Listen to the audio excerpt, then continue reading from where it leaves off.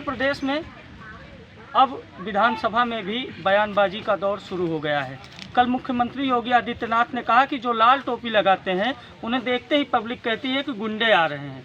हम एक ऐसे समुदाय के बीच में हैं जिनका लाल टोपी वालों से यानी समाजवादी पार्टी से, कांग्रेस से, विपक्ष के जितने दल थे उनसे पुराना नाता था। आज भी ये विपक्ष में वोटिंग करते हैं और हम इनसे जानने का प्रयास यह करेंगे कि जो लाल टोपी लगाते हैं क्या वो गुंडे हैं। और सबसे बड़ी बात यह है कि लोकतंत्र की स्थापना के समय से ही वोट देते आए हैं। इनसे एक और मुद्दे पर चर्चा करेंगे और जानने का प्रयास करेंगे कि इन्होंने वोट दिया, उसके बदले में इनको क्या मिला, किस तरह से सरकार में अपनी सहभागिता को देखते हैं, वर्तमान सरकार में किस तरह से खुद को महसूस करते हैं। सर्वप्रथम आपसे अवगत कराएंगे। हमारे साथ यहाँ पे कांग्रेस नेता मोहम्मद कासिम हैं, काफ़ी बड़े चेहरे माने जाते हैं, कांग्रेस के युवा हैं। हम सबसे पहले कासिम जी आपसे जानेंगे कि जिस तरह से कल बयानबाजी का दौर शुरू हुआ और जिस समुदाय के बीच हम मौजूद हैं, इसका लंबे समय से राजनीति से नाता रहा है। किसी न किसी को आपने वोट दिया है, किसी न किसी की सरकार बनाई है। इस बयान के बारे में आप लोग क्या सोचते हैं? देखिए, जैसा कि एक संवैधानिक पद पर रहते हुए माननीय मुख्यमंत्री योगी आदित्यनाथ जी ने विधानसभा के अंदर उनके विपक्ष में उनकी जो विपक्षी मतलब जितने भी विपक्ष के विधायक थे वो अपनी मांगे रख रहे थे। गरीब जनता के साथ जो भी मतलब अन्याय, सरकार के खिलाफ जो भी अन्याय हो रहा है वो मतलब विधायक अपनी मांग वहाँ पे रख रहे थे। तो माननीय मुख्यमंत्री जी ने सीधा किसी एक पार्टी पर या किसी व्यक्ति विशेष पर जो ये निशाना साधा है वो सरासर गलत किए हैं। गलत इसलिए किए हैं जैसे उन्होंने कहा कि लाल टोपी, पीली टोपी, नीली टोपी, हरी टोपी। रंगों पे सियासत है ना? नहीं, मैंने वीडियो देखा है उनका, वीडियो मैंने देखा है और उनके ही पेज पे मैंने देखा है। उनके भाषण में ही मैंने सुना है कि माननीय मुख्यमंत्री जी ने सीधा कहा है लाल, हरी, पीली, नीली टोपी यहाँ नहीं चलेगी। तो लाल, हरी, नीली, पीली टोपी नहीं चलेगी तो क्या चलेगी? अगर रंगों से हमारा हिंदुस्तान पहचाना जाता तो यहाँ पे जो है हिंदुस्तान की तो पहचान है कि तनवीर यहाँ खड़े हैं, कासिम यहाँ खड़े हैं, भाई साहब यहाँ हैं और मैं पंडित अभिषेक शर्मा। आपसे सवाल पूछो, यही हिंदुस्तान है? तो मैं तो यही तो कहने वाला था आपसे। अगर रंगों से अगर हमारे हिंदुस्तान की पहचान होती तो आज हमारे साथ हमारे भाई अभिषेक शर्मा जी ना होते, हमारे साथ हमारे कल्याण भाई होते, हमारे साथ हमारे तनवीर भाई होते, हमारे साथ हमारे ताकिम भाई होते। यहाँ पे सिर्फ अली और मोहम्मद होते, शर्मा और सिंह, सरोज पटेल ये नहीं होते। और इसके पहले जो भी सरकारें आई हैं, रही बात भाजपा के मुख्यमंत्री जी की, तो इनके बयानों से मैं बिल्कुल नाराज हूं। और इसके पहले भी जो सरकार, भले ही मैं कांग्रेस पार्टी का एक कार्यकर्ता हूं, कांग्रेस पार्टी के लिए जमीनी स्तर से उन्होंने तो जो कहना था कहा, लेकिन आपने मतदान किया कांग्रेस के साथ भी, आप कांग्रेस के साथ बड़ी संख्या में गए तो कांग्रेस की सरकार बनी। फिर सपा के साथ गए, जहां आप गए, जहां आपका वोट, और अभी एक नए नेता आपके आए हैं हैदराबाद से, हाँ, वो भी अपने तो मैं आपके सामने यही कहने वाला हूँ। मेरा जो आपका जो प्रश्न है, मैं आपके प्रश्न का उत्तर दे रहा हूँ, पर आप पहले मेरा उत्तर सुन लीजिए, क्योंकि मुख्यमंत्री जी ने सीधा कहा है अगर आप बोलते हैं तो सुनने की भी ताकत रखिए। महोदय, आप मेरी भी बात सुन लीजिए। जैसा कि मतलब आप जो बता रहे हैं कि इसके पहले मुसलमान जिसके साथ भी गए हैं उसकी सरकार बनी है, ये सत्य है। मुसलमानों ने कांग्रेस के साथ खुल करके यहाँ तक कि खून भी अपना दिए हैं। तो कांग्रेस ने हमको क्या दिया? कुछ नहीं दिया। वही हाल माननीय मुलायम सिंह जी के समय में हुआ। मुलायम सिंह जी जो है मुसलमान के दम पे सत्ता लाते हैं, उसके बाद मुलायम सिंह जी ने क्या दिया? आज अगर हम भाजपा पे सवाल साधते हैं कि मुसलमानों के साथ को मतलब भाजपा क्या कर रही है, क्या दे रही है, क्यों नहीं दे रही है, इसका मेन रीजन है क्योंकि मुसलमान बहुजन समाज पार्टी के साथ, कांग्रेस पार्टी के साथ, समाजवादी पार्टी के साथ जुड़ा हुआ है। ये गलत है। हम सबके साथ जुड़े हैं, जो कार्य अच्छा करेगा हम उसके साथ हैं। नहीं, लाल टोपी वाले बयान, पहले आप मेरी बात सुनिए। लाल टोपी का बयान मैं आपको पहले भी दे चुका हूँ, फिर दूंगा, उसकी चिंता आप मत करिए। आप रही बात जो आप सरकार की बात करते हैं कि मुसलमानों के साथ किसने क्या किया है, तो मुसलमानों के साथ किसी ने कुछ नहीं किया है। आम के पेड़ के नीचे आप खड़े हैं, इसमें जो फल लगता है आम का लगता है, और जो पक जाता है 2 पार्टियां होती हैं, और जिसके अंदर गुठलियां होती हैं ना, वो हम हैं। हमें चूसा गया और चूस करके उसका हमारा स्वाद लिया गया, उसके बाद निचोड़ के फेंक दिया गया।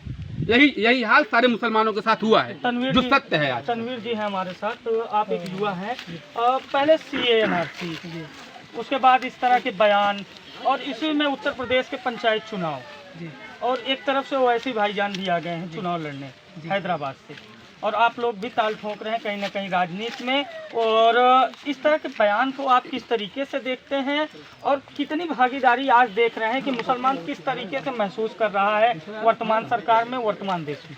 देखिए, इस प्रकार का बयान किसी भी पार्टी से या किसी भी राज्य की मुखिया से आना बहुत ही दुर्भाग्यपूर्ण होता है कि आप लाल टोपी करके किसी एक व्यक्ति विशेष को, किसी समुदाय विशेष को आप कहें कि ये गुंडे हैं, ये लफंगे हैं। हम इससे बिल्कुल वास्ता नहीं रखते और पूरी इसकी निंदा करते हैं। इस तरीके के बयानात एक स्टेट के हेड से, एक कंट्री के हेड से नहीं आने चाहिए, पहली चीज़। और इनका भी आप धीरे धीरे इस तरीके से, इनका जो पैटर्न है, अमित शाह की भाषा में अगर कहें तो आप इनका एक पैटर्न समझिए।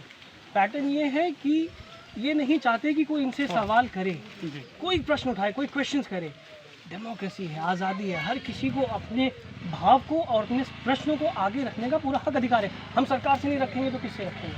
ठीक है, इसमें अगर कोई अपनी बात आगे रख रहा है तो हम नहीं चाहते कि उसको कैटेगराइज किया जाए लाल टोपी में या पीली टोपी में या किसी भी कलर की टोपी में। ये बहुत ही खेदपूर्ण है। तो सवाल हो गया। दूसरी चीज़, नहीं, टोपी की बात को थोड़ा सा और कंटिन्यू करते हैं। इनका अल्टीमेट ऑब्जेक्टिव लास्ट में इनको यही चाहिए कि कोई इनसे प्रश्न ना करे। एक कम्युनिज्म इस देश में ये लाना चाहते हैं, चाइना पैटर्न, और डेमोक्रेसी को ये एकदम ग्राउंड लेवल से मिटा देना चाहते हैं। तो जिला पंचायत, ग्राम पंचायत का चुनाव ये इसलिए इम्पोर्टेंट है क्योंकि यहाँ से राजनीति आगे बढ़ती है। ये एकदम ग्राउंड लेवल का चुनाव है। नहीं, चुनाव में तो आपने बढ़ चढ़ के हिस्सा लिया। आपके यहाँ की मैंने देखा है कि कई बार चुनाव को मैंने कवर किया है। सबसे ज़्यादा वोटिंग आपके लोग करते हैं। मुसलमान समुदाय उत्तर प्रदेश में बड़ी संख्या में वोटिंग करता है। महिलाएं तक जाती हैं, आपके घर के बुजुर्ग जाते हैं। बड़ी संख्या में आपने वोट दिया, तमाम पार्टियों की सरकार आई, आप भी कांग्रेस से जुड़े हैं, आपके पिताजी जिला अध्यक्ष थे पहले समय में। क्या मिला क्या मुसलमानों को सभी सरकारों से? ये समझने के लिए मैं आपको ले जाऊँगा 15 अगस्त 1947 को। जी, विभाजन हुआ था देश का। 14 अगस्त 1947 को पाकिस्तान बना था। बहुत सारे मुसलमान उधर गए क्योंकि एक वो मुस्लिम लीग की सोच के साथ वाबस्ता रखते थे। वो वहाँ पे गए, उनको अलग पार्टीशन करके एक अलग स्टेट चाहिए था अपने मुस्लिम के लिए, ठीक है, जहाँ मुस्लिम मेजॉरिटी में हो। जो मुसलमान हिंदुस्तान में रहा, क्या उसकी डिमांड थी कि उसको एक माइनॉरिटी और मेजॉरिटी वाला डर सता रहा था? नहीं सता रहा था। तो जो लोग ज़मीन पे उतरे, ग्राउंड में, उन्होंने अपना चुनाव का प्रचार किया, अपने एजेंडा रखे, मुसलमान उसको वोट करता गया। क्योंकि मुसलमान कभी हिंदू और मुसलमान में यकीन नहीं करता था, ना ही आज करता है। हालांकि बांटने की पूरी कोशिश हो रही है। तो जितने मुसलमान हिंदुस्तान में आज़ादी के बाद रहे, वो हिंदू मुसलमान वाले नहीं रहे, वो हिंदुस्तान के लिए रहे।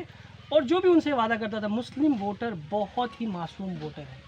4 वादे कर दीजिए, गले लगा लीजिए, आपके लिए वोट नहीं, वो जान दे देंगे। गलत कह रहे तो बताइएगा।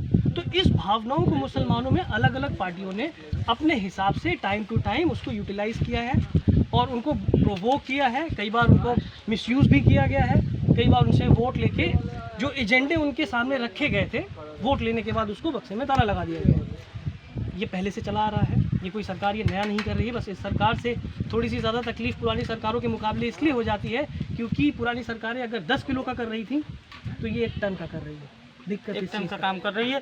एक शख्सियत हमारे साथ और है, क्या नाम है आपका? जी, मोहम्मद मुश्किल। थोड़ा हमारे कैमरे के सामने देखें आप। कहीं ना कहीं आपके समाज के 2 युवाओं ने कहा कि उपयोग हुआ मुसलमानों का, हर किसी ने वोट लिया, उपयोग किया। आपको क्या लगता है? ये एकदम सीधी बात है कि हमारी कम्युनिटी वोट देती है, लेकिन काम के लिए इसके लिए कोई सुनवाई नहीं। झंडा लेके चलने के लिए पीछे ये वो इसका ये काम है कि आप पीछे रहिए बस। आगे आपको कोई काम नहीं मिलेगा, ना तो कोई बात नहीं होगी। आप अगर आगे आएंगे कुछ चल दिया जाएगा। नहीं, चुनाव के समय तो सबसे ज़्यादा झंडा लेके विपक्ष का आप ही लोग टहलते हैं, मैंने देखा है। आपके समाज के सबसे ज़्यादा युवाओं को गाड़ी पर बैठाया जाता है, उनको लेके प्रचार किया जाता है। चुनाव के समय बड़े बड़े पद दिए जाते हैं और चुनाव बाद पद छीन लिए जाते हैं। ये असल में ये होता है ना कि बड़े बड़े वादे जो हमारे कम्युनिटी के लोग हैं, वो आके मुसलमान आके, जैसे कुछ मौलवी हैं, बहुत सारे लोग हैं, वो आके उसमें आके बताते हैं कि आपके साथ ये होगा, ये पार्टी आपको ये करेगी, और लास्ट में कुछ होता नहीं है। कहीं ना कहीं उनको पार्टियों ने तो जो किया। क्या आप ये भी मानने को तैयार हैं कि समाज में आपके ठेकेदारी का एक माहौल है? जी, कि ये चंद लोग आपकी समाज की ठेकेदारी करते हैं? जी, ठेकेदारी ही करते हैं। कहीं ना कहीं ये ठेकेदारी का ही देन है ये जो हो रहा है, और ये ठेकेदारी की ही देन है जो। और सबसे जो बड़ा मसला है ना कि एजुकेशन नहीं, एजुकेशन ना होने की वजह से लोग जो कुछ भी कोई कह जाएगा वो झूठ बोल के भी निकल जाएगा, वो कुछ भी करके निकल जाएगा तो उसको लोग सच मान लेंगे। अच्छा, बयान मैंने देखे हैं इस देश में, कई तरह के बयान देखे हैं कासिम जी, कि इनको पाकिस्तान भेज देंगे, इसको हिंदू राष्ट्र बना देंगे, ये आतंकवादी हैं, कई बार खुले मन से कहा गया है। जो मंच से कहते हैं उनके बाप की जागीर है हिंदुस्तान, हाँ। इसमें हमारा भी खून शामिल है देश को आज़ाद कराने में। मैं ये भी मानने को समझ तैयार रहे हूँ कि आपके मौलवियों ने, मुफ्तियों ने उस समय फांसी के फंदे पर, आखिर कौन है जिनके वजह से कहीं ना कहीं मुसलमानों को गलत निगाह से देखा जा रहा है, गलत बयानबाजी की, आखिर इसके जिम्मेदार कौन है? ये वही लोग हैं और ये उन्हीं की शाखाएं हैं जिन्होंने कल विधानसभा में एक घिनौना भाषण दिया है कि लाल नीली पीली टोपी यहाँ नहीं चलेगी। उन्हीं का, अब जैसे माननीय मुख्यमंत्री जी कहते हैं लाल नीली पीली टोपी विधानसभा के अंदर नहीं चलेगी, तो जनता भी अगर ये कह दे कि यहाँ हरा लाल नीला पीला भगवा नहीं चलेगा, तो आप किसके पास जाएंगे? कैसा उत्तर प्रदेश चाहिए तनवीर जी आपको? हमको एक ऐसा उत्तर प्रदेश चाहिए जहाँ पे तनवीर के आगे क्या लगा है ये कोई हमसे पूछे ना, और अभिषेक के बाद क्या आता है हमें पूछने की कभी ज़रूरत ना पड़े। तो तमाम सारे पहलुओं पर, तमाम सारे मुद्दों पर, तमाम बयानबाजियों पर मैंने एक ऐसे समुदाय के नेताओं से, ऐसे समुदाय के युवाओं से चर्चा की जिसका कहीं ना कहीं इस्तेमाल केवल राजनीतिक वोटों के लिए और चुनाव जीतने के लिए किया जा रहा है। आज मुसलमान समझने को, इस बात को तैयार हो गया है कि यहाँ हमारा यूज किया गया, हमें इस्तेमाल किया गया। अब देखने वाली बात यह होगी कि चुनाव के पहले समझदारी दिखाने वाले इस समाज का चुनाव के बाद क्या होता है। अभिषेक शर्मा, प्रजातंत्र टीवी, प्रतापगढ़।